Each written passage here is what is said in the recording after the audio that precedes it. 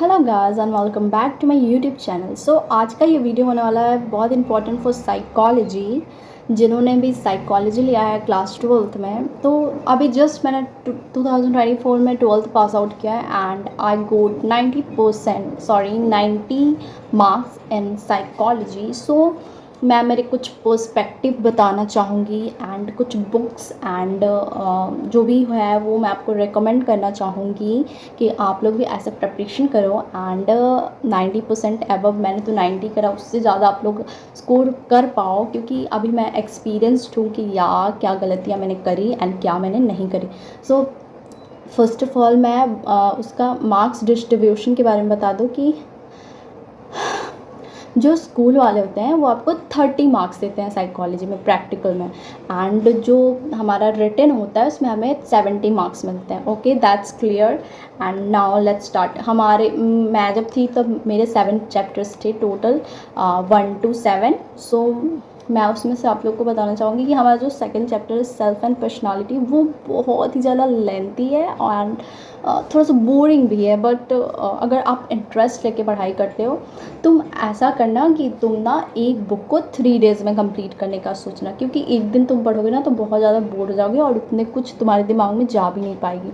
So first chapter is very easy and very interesting. तो मैं तुम लोग को बता दूँ कि फर्स्ट चैप्टर जो होता है ना वो 13 मार्क्स के आते हैं एंड सेकंड चैप्टर भी जो होता है वो 13 मार्क्स के आते हैं। तो तुम लोग फर्स्ट चैप्टर पे फर्स्ट में उसको कंप्लीट कर देना, फिनिश कर देना एंड बस सेकंड चैप्टर की बारी आता है। तो उसमें मैं बोलना चाहूँगी 3 से 4 दिन उस चैप्टर में आप लोग को देना चाहिए प्रॉपरली, ताकि आपको अच्छे से समझ में आ जाए। रिवीजन करो एंड प्रीवियस ईयर क्वेश्चंस को देखो, समझो कि अरे कैसे क्वेश्चंस आ रहे हैं एंड कहीं वर्ड इधर उधर तो नहीं। एंड फर्स्ट ऑफ ऑल मैं ये बताना चाहूँगी कि आप लोग NCERT बुक ही सॉल्व करना एंड पढ़ाई करना NCERT से ही, क्योंकि NCERT के अलावा और कोई बुक काम नहीं आने वाला है 12th बोर्ड में। सो NCERT is very important for psychology in 12th। सो ये थी यहाँ तक कि मेरी पर्सपेक्टिव एंड बाकी सारे chapter like 3 chapter is very easy and वो लेंथी भी नहीं है, वो बहुत ही ज़्यादा इजी है। सो उसके बाद में बाकी सारे चैप्टर्स जो हैं हमारे लाइक 4, 5, 6, 7, तो हमारा 6 चैप्टर भी आई थिंक थोड़ा सा लेंथी है। मैंने अभी बुक खोल के देखी नहीं तो मुझे उतना याद नहीं आ रही, पर 6 या 7 इन दोनों में से कोई थोड़ी सी लेंथी चैप्टर है। बाकी जो है ना, मैं 2 चैप्टर को हटा दूँ, 5 चैप्टर उसमें से बहुत ही ज़्यादा इजी है। तो उस 5 को आप पहले ही ख़त्म कर दो, फिर उसके बाद लेंथी वाले पे ध्यान दो। या फिर अगर आप वैसे टाइप हो कि लेंथी को आप पहले ख़त्म करना चाहते हो और ईजी को बाद में करना चाहते हो, तो आप 2 चैप्टर को पहले कंप्लीट करो एंड उसके बाद में सारे चैप्टर्स को कंप्लीट करो।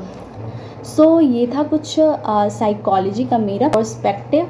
सो होप करती हूँ कि आप लोगों को अच्छी लगी होगी ये मेरी ideas. So first of all मैं बताना चाहूँगी, आप लोग तो लिस्ट बनाओ, पहले छोटा छोटा इतना सा पेपर बनाओ और उस पर लिखो।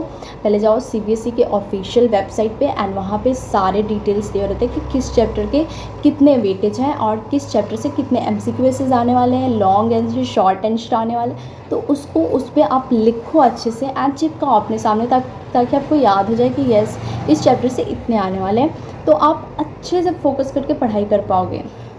मैंने तो ऐसा ही किया था, दैट्स वाई आई थिंक मैंने अच्छे से फोकस्ड होकर पढ़ाई करी एंड बहुत अच्छा मार्क्स लाया साइकोलॉजी में। So thank you so much for watching. कोई क्वेरी हो तो आप लोग पूछ सकते हो। Bye bye.